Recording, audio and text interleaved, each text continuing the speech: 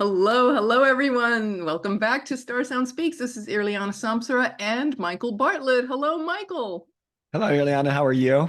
I am so great, even better because I missed you. And I was in meditation the other day and I was like, I want to do the year back, looking back and looking forward. And I'm like, I don't want to do that alone. And I'm like, okay, I asked the universe, who could I ask? And I heard this like Zeus, like, call Michael Bartlett. So I'm like, that's why he's here.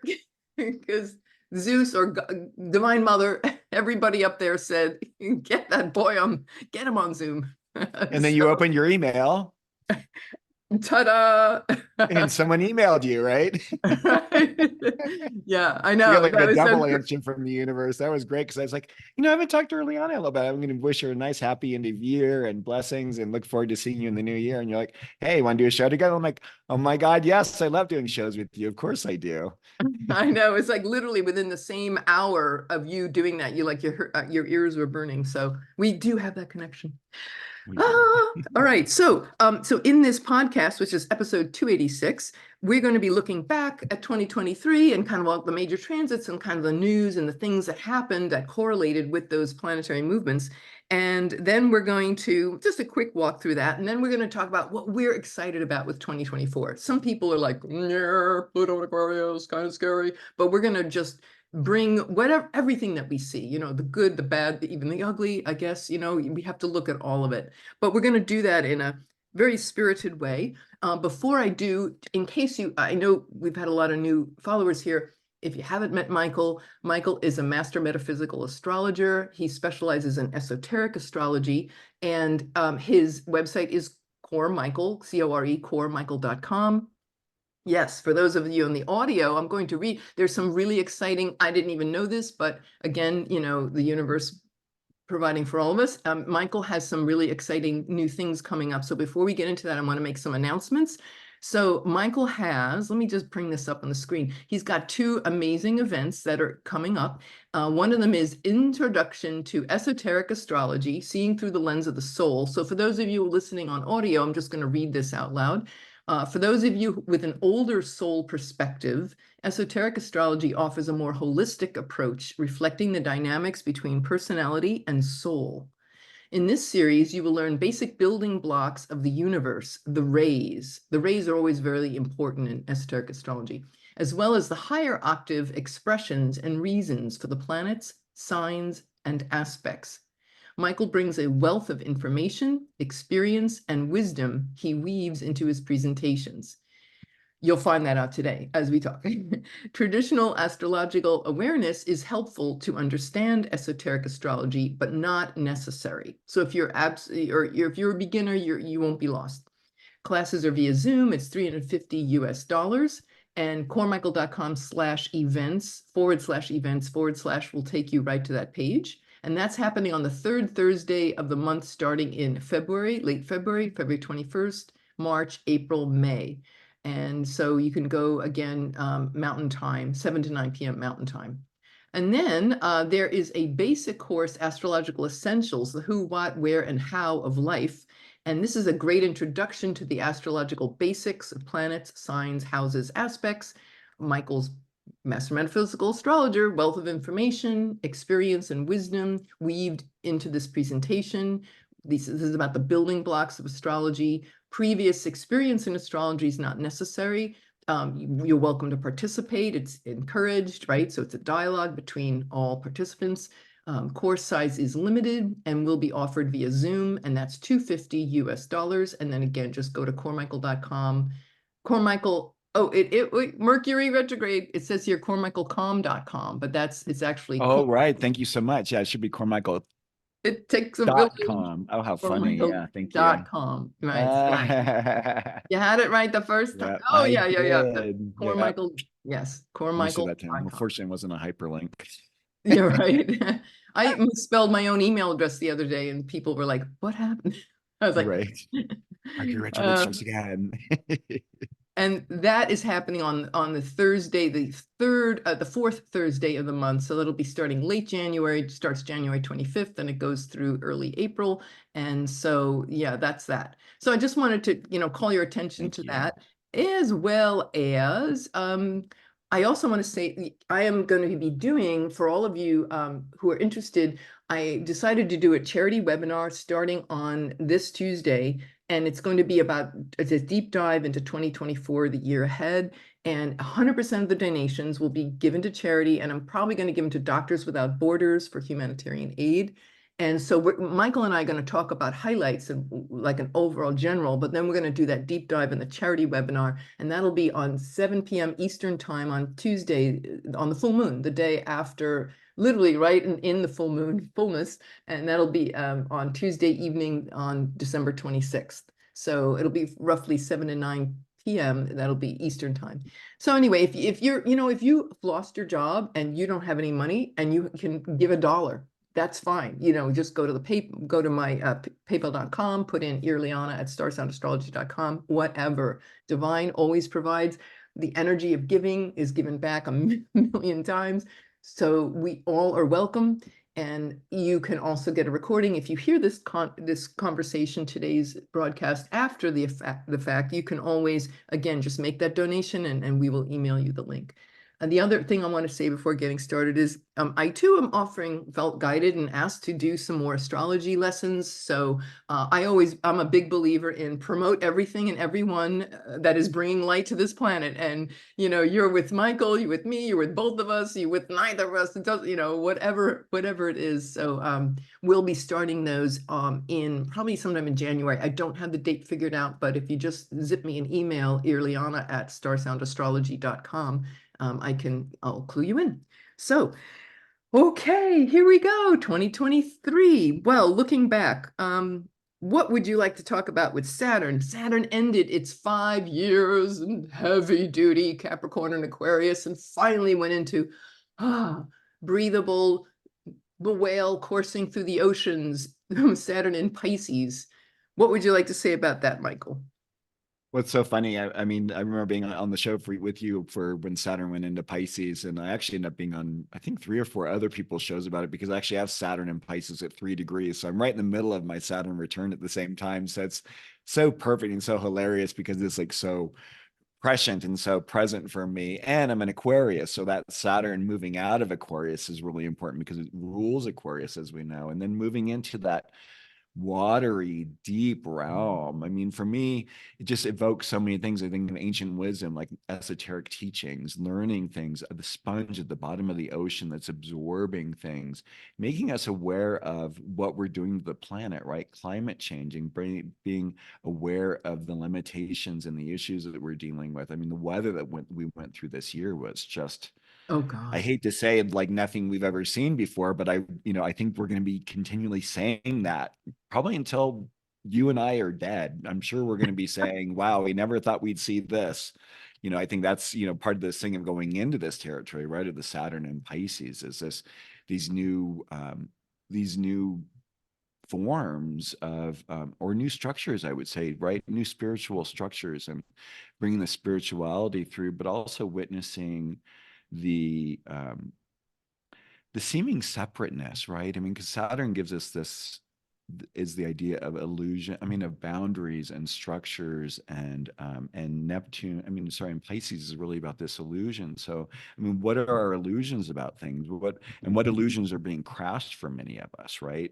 In the realities of life, what's going on the planet, what's going on in Israel and Gaza right now, and what's going on in the Ukraine, Mm, and frankly elsewhere, to be honest. I mean, it's really quite a I think this is all preparing us for what's coming up, as yeah. we know. Yeah, it is. And I know some in the mundane world where we've been seeing this very strongly is like when you think about migrants in the sea and border lines. I know like Florida, for example, it's the most water, it's where it's a peninsula surrounded by water. And of course, there's a lot to be said about shorelines and coastal erosion, also water rights around the world, water wars, and all of that is, being legislation to address all that. Those are two And very water powerful. systems, right? That's again, another, and in Florida, I know that's another thing because as these hurricanes happen and these water systems are flooded, and the trouble with a lot of America's systems right now is they're old.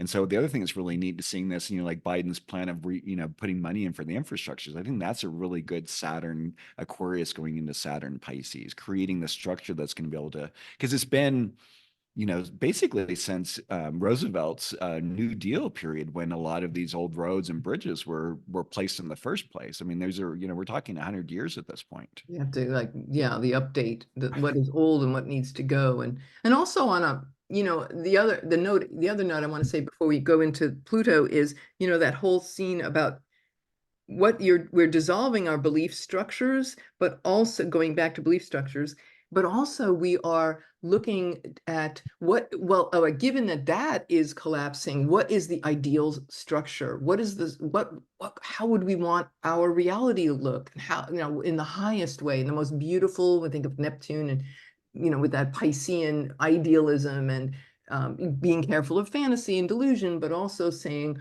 wait a minute, what do I want to create here? And, and it can be anything I want. I am not limited by anything. No outside authority can limit us. So I find that very hopeful. And the beautiful thing in a sense too, is if we really think of the signs as developmental structures, that Saturn's gone through a whole other cycle. It's gone through all of the signs once again. It's getting ready to go back into Aries again. So there's this wealth of understanding about how to have structure, how to have boundaries, how to have one's own sense of authenticity in relationship to what's going on in the world. Looking at the ways, I mean, especially when I think about what's going on with Gaza and with Israel, understanding that this is a complex situation, and this idea of an eye for an eye makes the whole world blind, right? And how do we step in and create something that's a different alternative to what we've been doing? How do we let go of, again, this is Saturn and Pisces in way too, how do we let go of those ancient wounds? Before we had Chiron, Saturn carried the wound, right? In astrology. So Saturn carried that kind of position of like, oh, I've got a grudge and I'm not letting go of it. But in Pisces, it's like, if we don't have our arms left, if we can't see any longer, if we can't walk, if whatever it is, our limitation has been removed, why, when do we finally surrender? When do we finally let go and say, okay, it kind of reminds me of yeah, it kind of reminds me of in Monty Python's the meaning of, not the meaning of life, but the one Life about of Brian? Jesus' life, the life of Brian. And it's like, no, was it the life of Brian? Was the guy who's the soldier who's sitting there, the knight who was guarding the thing, and he says, he's lost his legs. He says, well, I can still bite you. Oh, right. It's this idea that he's just not going to, he's going to defend and defend, defend until he can really actually literally defend no more. And it's like, at what point do we finally say, hey, I give up. I'm not going to die on this hill. Yeah, exactly. Yeah. What hill are we going to die on? That's the, which one we get. Because we are going to die on a hill sometime. I also want to say about Saturn and Pisces, the opportunity for epic art and creative expression. And I have to say, I just last night went to see the new Willy Wonka movie.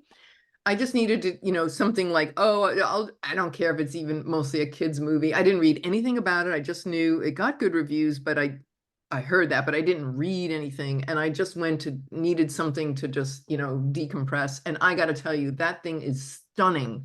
And if that is not a Saturn and Pisces kind of film, nothing is. So if anybody, I'm not giving anything away, but there are storylines woven into that thing. That is not a kid's movie. It is profound. I'm getting chills just saying this. And I hear it's a little darker overall. It's kind of like a little more true to the original story, I think, which has a little bit more of a darker, it's funny. We like to think of Pisces as being like nice and clean and neat and everything, but there's a lot of brutality that happens in the ocean. Shadow. Yeah. Genocide, shadow. Yeah. So yeah. Well, but the way it's presented is not in a very darkly scary, upsetting way. It's just beautifully, I mean, it takes a great master to be able to weave these dark themes in and make this, and everybody's tap dancing and singing, but man, it's amazing. So please go see that movie where you're listening to this. Yeah, Saturn in Pisces extraordinaire. Okay, next is Pluto. Pluto's now, it's this new era upon us. Pluto in Aquarius. We had a taste of it in March, April, May, June. It went retrograde. It'll go direct January 20th, conjunct the sun. And so that's interesting. But, of course, AI is the overshadowing conversation for Pluto and Aquarius. And what are the limits, and how do we deconstruct and reconstruct our society in a way that, say, unifies all of us, but it doesn't create the shadow side of Aquarius, which could be, this totalitarian kind of dictatorship. How do we avoid that but include everybody? So I don't know. What do you think? I mean, to Breathe. be honest, is what, so many of us, because I think what's so great with astrology is well, at least those of us who are idealistic, those of us who have a lot of Sagittarius, Aquarius, Pisces, oh my God, it's gonna be amazing and wonderful. And the rest of the signs like, yeah, well, it's still gonna be some of what it is. And that is really, we're gonna see both. We're gonna see We're dealing with Pluto.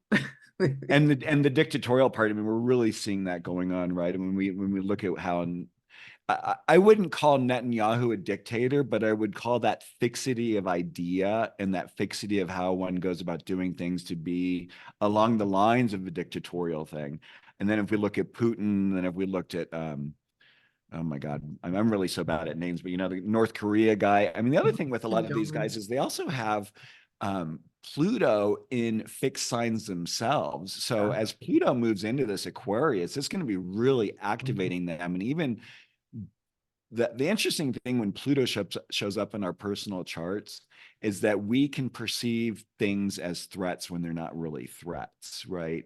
And the threat is really about, to the ego, taking away that which is not appropriate or important for us, about that, that which I like the name for Pluto being the great and terrible simplification. I like to think of, when Pluto transits happen, when we're going into it, we think, oh, I'm attached to this, and this, and like, oh, I could never live without this part of my life, or I can never live without this person or situation or thing. Mm-hmm. And when that, whatever it is, gets removed from you, because that's what Pluto does, it's the most horrible and painful thing you ever endure. But on the other side of it, you're like, oh my God, that was actually holding me back from me reaching my next level or my other thing. Like Dolly Parton says, you can't have rainbows without rain.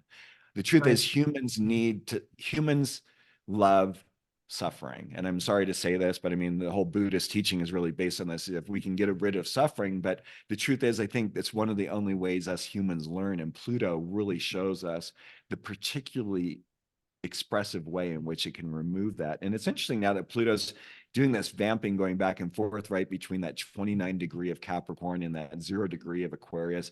I believe in January, February, not only is the sun going to be joining when Pluto goes into Aquarius, but Mars is there as well. So it's quite an event. And I think we're already seeing these, the ideological wars, what's going on with Gaza and Israel. I mean, those are ideologies, right? Religious ideologies, belief ideologies. This is going to be that Pluto Aquarius aspect, is like, who's right, who has might. Right. Colonization issues, I think, are going to be coming up. Not necessarily colonization of how we did it in the past, and that when Pluto was back in Aquarius in the 18th century, but the colonization of outer space. Yeah. And then I like how you brought up, true, is the artificial intelligence, I think, is going to be really ramping up. And then especially when that Uranus moves out of Taurus and moves into Gemini, I think there's just going to be an amazing proliferation. That when Pluto's in Aquarius, Uranus is in Gemini, that's going to be creating what we call as a sextile. It's going to be in just 2026. just feeding this information. I mean, at that point, I wouldn't be surprised if some of us don't have ports in our skin, maybe, or barcodes, or some sort of a more electronically aligned process. Or I mean, it's like people with the rings on and their watches, the things that are like tracking them in all these different ways. And tracking has two benefits, right? It has if the individual is using that information for their higher good, then that's great. But what are those other companies that are getting our information, and what are they doing with it in a way? How are they taking our data? How are they taking us as individuals, kind of in a matrix kind of a sense, and then sapping out our energy in a certain way to be able to get what they're wanting to do with it? I mean, that's the dark side of that Pluto and Aquarius. Right. And Pluto can rule obsession, secrets. It's, and all of the power players, like there's such a scramble about power plays with, when not Samuel Bankman-Fried, sorry, Samuel Altman, is that his name? The guy that was the CEO of ChatGPT, and there was this whole power coup when Mars and the Sun were when that Kazemi happened in November. Very interesting to watch how he was literally cut off, but then reinstated. But it's this whole giant power scramble because when Pluto's in Capricorn, it's like the people who owned the physical wealth, the mines and the physical, the Cornelius Vanderbilt types, those power titans were all tied to material wealth. But when Pluto goes into Aquarius, as now it's heading back, and it will stay there as of November 2024, it'll be there for the next 20 years. So it's this thing about, whoever owns the AI is the one who's got the power. So it's this huge power scramble going on, which I would say leads us into Pluto squaring the nodes was a big deal this year when it made it in tight aspect 1 to 3 degrees of the nodes going into Aries and Libra, and Pluto making that very tight square in Capricorn. And of course, and what did we see? We saw the assassination of the Russian mercenary guy, Prigozhin, I think his name is pronounced. Yeah, and many other, the dictators, the power plays, all these power struggles going on in the corporate and political world and in the geopolitics. It was very, very big. Power plays. I also saw it too. I mean, with Hollywood, with SAG and AFTRA were on strike for like 5 months. And so that was, again, a big part of that struggle was about AI and what role and how do you pay actors and royalties. And we have no playbook for this. We're entering into this very big, and that's the kind of scary thing. It's like, there's a big unknown, but Pluto is that underworld, and, where's this going to lead us.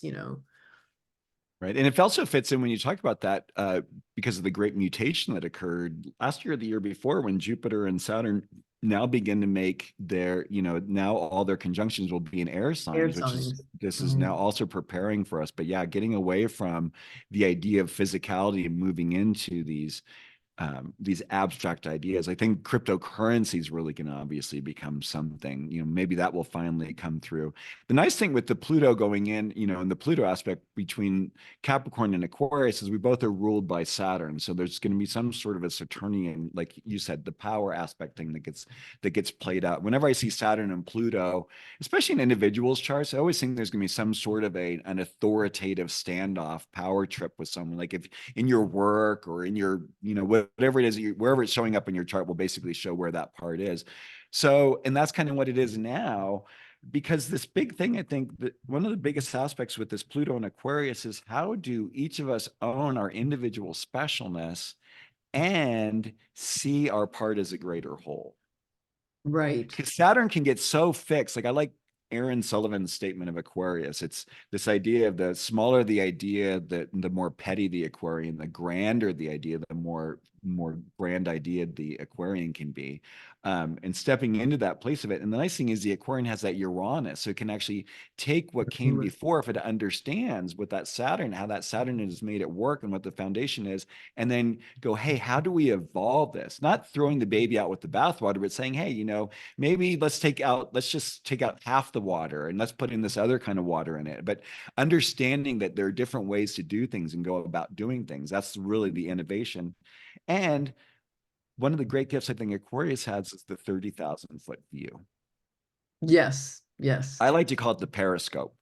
So whenever the air signs have this ability to rise above things, and Aquarius has, we call it aloof, maybe we call them cold, but it's this ability to kind of step back and go, wow, what is this situation that's going on that created this? How can we address not the symptomology, but how do we address the root issue?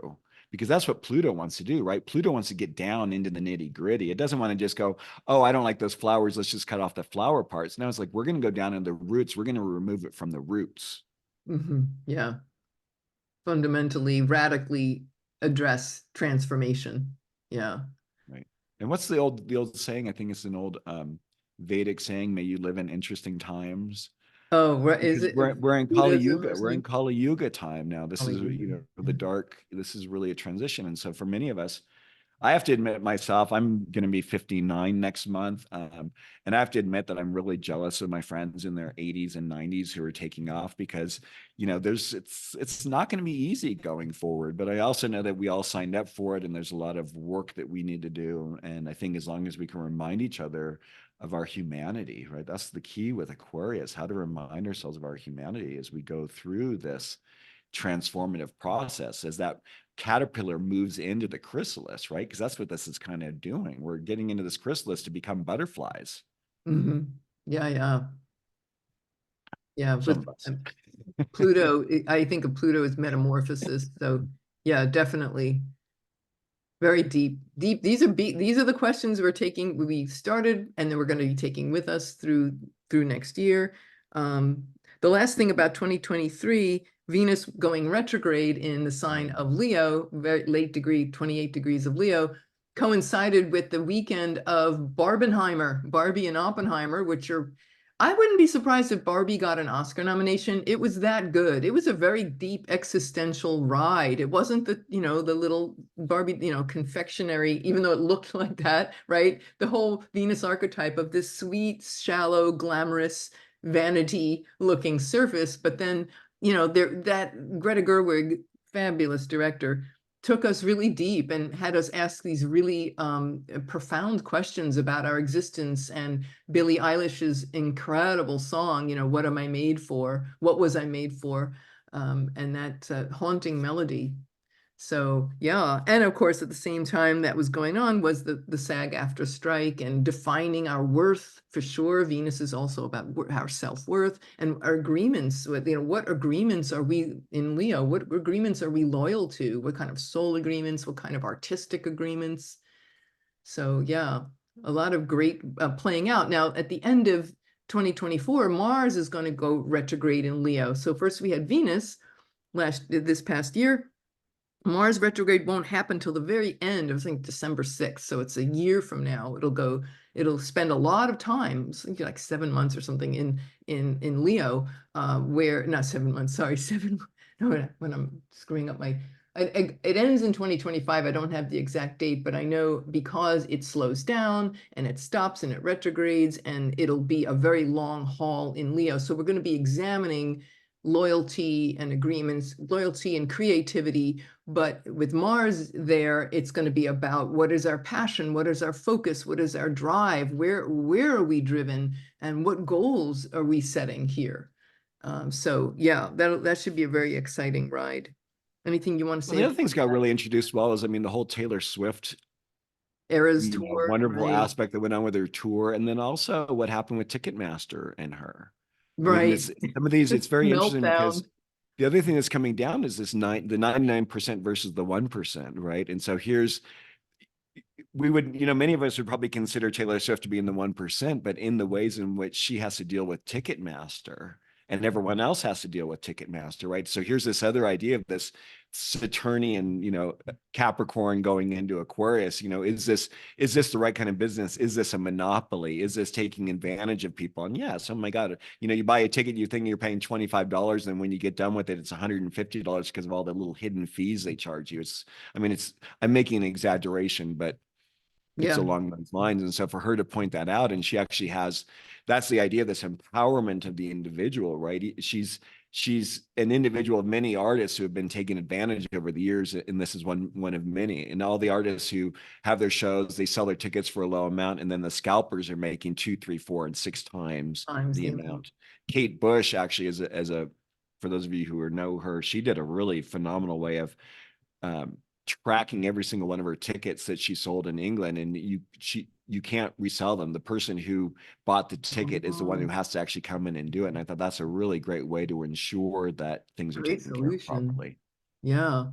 The And so that individual. honoring of the creativity, right, with that Leo, I think that's really important for Leo to understand, and also how to regulate its fire, because with Mars in a fire sign, it's very, very, very fiery, very Very yangy. desirous.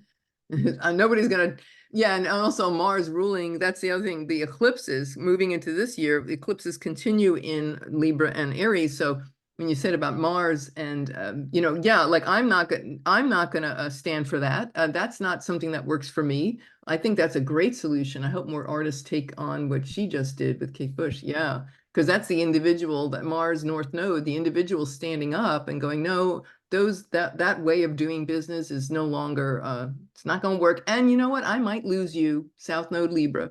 I might lose you as a loyal ally. Oh well. Thank you for sharing. It's been real. See ya. Ah, all Exactly. right. I think a couple of things I wanted to just talk about here that we haven't covered yet is the upcoming Jupiter-Uranus conjunction, the universe has a great sense of humor. It's on 420, okay? So it's like universe 420. Jupiter and Uranus at 21 degrees of Taurus, making this historic conjunction, and Jupiter's moving into Gemini. Those are the last two things I wanted to talk about today. So what are you looking forward to with Jupiter? I mean, I know you have a very special placement you were mentioning to me, but to me, when I think about the highest expression of Uranus and Taurus, I always think about the embodiment, the Kundalini embodied and Kundalini awakening. And with Jupiter coming along there, there's some kind of outrageous divine grace that is available to us, if we step up in that way. And what will happen, how our consciousness will evolve and blow wide open when we let go of trauma and the past and old stuck stories we had about ourselves, about our bodies, our sensuality, our self-worth, the goddess archetype, unleashed like big time. That's what gets me very excited to see April coming. Of course, it'll be I love within all a that. degree or two for this total solar eclipse, which hasn't happened in 7 years in this country. So I'm looking forward to April. That I have a front row seat for for that. How do you feel Yeah, about it's very exciting. Well, for me, it's really nice because, yeah, like you said, well, for me, it's Jupiter return, and then I'm getting that Uranus then also trines my natal Uranus as well. So quite a little pop out time. I like to think of Taurus as form, but also publishing. And so I've been thinking, when you say that, I'm thinking of the things that have been going on in the publishing world, right? Where there's some of the publishing houses are doing a major makeover. People aren't into books like they used to. Um, there's and it's funny because it almost ties in back to this idea that you were just saying when we could talk about the artists. A lot of authors, who write these books, you have to become you have to start selling books in the millions before you start making really any money. So when you see a book out there for 20, 30, $50, that author's maybe making 25, 50 cents a book, unless they're self-publishing. It's not a big money maker. The ones who are really making money are the agent and especially the publisher, and they're doing less and less. So I have a lot of friends who have had their books published, and they're basically looking at the authors having to do all the work and doing all the promotion. And it's like, well, then why am I paying you? And so here's Jupiter and Uranus. I see Taurus again as a publishing house. So it's like, how do we evolve? How do we get a bigger readership? So maybe the AI aspect takes over a little bit more. Maybe there's a way that helps people to be able to publish their works in more of a way. But I also think of robotics, right? The evolution of robotics, new forms of what that is. And for whatever reason, Steve, or whatever that name is, the $6 million man, from the '70s, Steve Austin, I think was what it is. Having these more of these appendages that we can use that can help us to do things. New forms. Also, when we think about Taurus, I think about food sources and Yeah. genetic modification. Mm. Yeah, boy, that's something to very much be aware of, like some kind of upset and chaos with the food supply yeah, the introduction of, oh God, I think about GMOs with Uranus in there, Yep. like that's something that we need to be aware of. Like we have to be real about, in this massive Cryptocurrencies and country. banking would be the Right, other thing. I'd crypto. be really, that I'd be concerned about what new, and also the stock market, for crying out loud. I mean, I'm not a financial astrologer, but I'd be willing to bet that there is a lot out there that's being said when Uranus is in Taurus, period, but let alone when Jupiter hits it. There will be people who are going to make some money, and then I would imagine there will be some fortunes lost if someone feels that they have to go and sell everything off that day. If they run in fear, right? Right. Because that's the other thing that comes up when we have great change. Do we step forward and face it? because that's what a bull can actually do. A bull can actually stand there. It has the strength, it has that fixity as Taurus, and be able to hold Resilience. that Yeah. line, the resilience, the perseverance. But if it gets startled, say I got red right behind me, if it gets startled by that red or gets activated, it might do something that it really shouldn't do. And so sometimes um, it is really good. What I like about the other sign ruled by Venus besides Taurus is Libra, and Libra teaches us to take a moment, to take a pause. And so I think one of the things that might happen when that for people is maybe to not react. It could also, to be honest, um, volcano, earthquake, Right. Yeah. tidal wave. I mean, there will likely be some sort of a physical representation on the earth that also coincides with this. I'd be willing to bet. Yeah, well, the very day that Uranus entered Taurus, 0 degrees, within a day or the day after is when we had the Kilauea eruption, which went on in true Taurus fashion, that slow plodding, and it went on and on for 3 months. It kept slowly flowing down the slopes. So that's Taurus for you, right? Relentless, stubborn, and kept creeping, as opposed to when Uranus entered Aries, it was that, it's that explosive, like that, the oil well in the Gulf of Mexico, but that there was this one big explosion, it was done over and done with. That's Aries. But yes, Taurus with this ongoing kind of thing. So yes, it could talk about challenge to the comfort zone. Yeah. Yeah. So Yeah. yeah, it could Right. be Yeah. earthquakes, volcanoes. Pluto's also about volcanoes too, but Yeah, this definitely. Jupiter-Uranus conjunction, yeah, that should be, those are, a bunch of different things. I think also about the electric grid. There could be some kind of Right. challenge with that, with the electric grid or the cyber grid, the internet and things. So Yeah, not sure the people. solar flares and things that are going on now. And for some reason, and it's very intriguing to me because uh, it gives me goosebumps as I think about it, because I don't know if it's just the way the earth is tilted in regards to the sun, but for whatever reason, when a lot of these flares happen, they've affected other countries. The United States hasn't gotten really hit with one of these solar flares. These solar flares can basically wipe out so much. I A mean, lot. Yeah. solar panels, our power grids, our communication systems. I mean, things that, these are frequency and waves at a level that our human understanding and our human creations can't even remotely compete. Mm. And then Jupiter goes into Gemini, shortly after that. And Gemini rules air and air traffic and the internet and commerce and, all of that. So, who knows? There's certainly some wild, some surprises in store for Yeah, sure. and also the other thing I meant to say, with Aquarius, Aquarius is also like airlines. So Pluto and Aquarius, the over, there needs to be an overhaul of the airline system Rehauling. worldwide. Mm. Our air traffic controllers are Oh, we're understaffed and underpaid and overworked. The way the whole pilot system is, all these near crashes. Oh, and the infrastructure, that was those air traffic control systems were built in like the 1960s, and they've been talking and talking for years about how they have to rehaul them. And yeah, there's one too many near crashes that we don't like to hear about.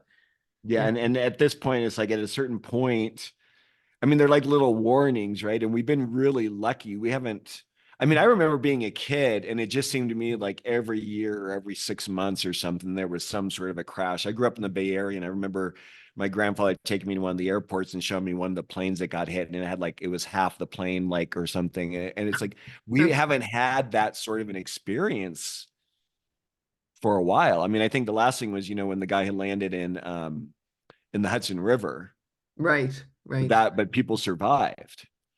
Yeah, yeah.